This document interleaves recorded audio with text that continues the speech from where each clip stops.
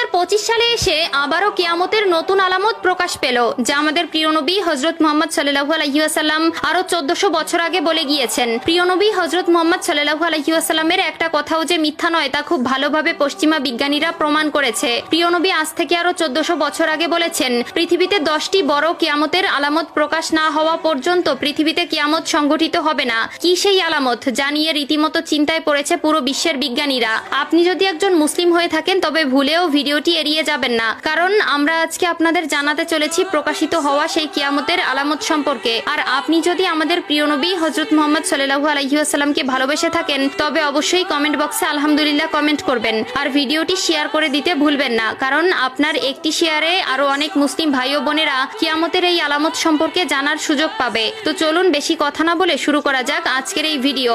হাদিসে বর্ণিত আছে, কিয়ামত সংঘটিত হওয়ার পূর্বে পুরো পৃথিবী থেকে পবিত্র আল কোরআন উঠিয়ে নেওয়া হবে। প্রিয় দর্শক, কিয়ামতের নিকটবর্তীতার প্রমাণস্বরূপ কিছু আলামত প্রকাশ পাবে। এর মধ্যে কিছু হবে বড় আলামত, আবার কিছু হবে ছোট ছোট আলামত। ইতিমধ্যে পুরো বিশ্বে অসংখ্য কিয়ামতের ছোট আলামত প্রকাশিত হয়েছে।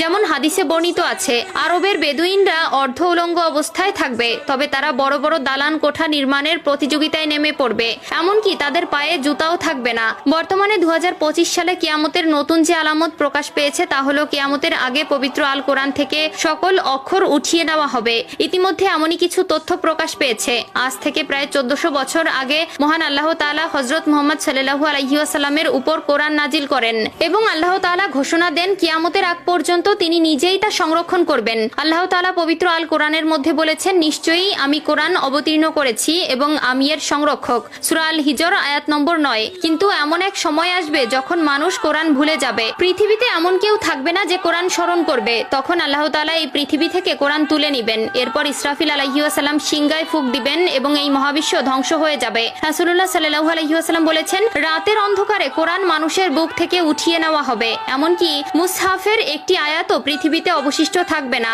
ইবনে মাজাহ হাদিস নম্বর 4050। কিয়ামতের আগে পৃথিবীতে কোনো মুমিন ব্যক্তি থাকবে না। কিয়ামত আসবে পৃথিবীর সবচেয়ে নিকৃষ্ট মানুষদের উপর। আনাস ইবনে মালিক রাদিয়াল্লাহু তাআলা আনহু থেকে বর্ণিত, রাসূলুল্লাহ সাল্লাল্লাহু আলাইহি ওয়াসাল্লাম বলেছেন, কিয়ামত ততক্ষণ শুরু হবে না যতক্ষণ না এই পৃথিবীতে এমন কেউ অবশিষ্ট থাকবে না যে বলবে আল্লাহ আল্লাহ। সহিহ মুসলিম।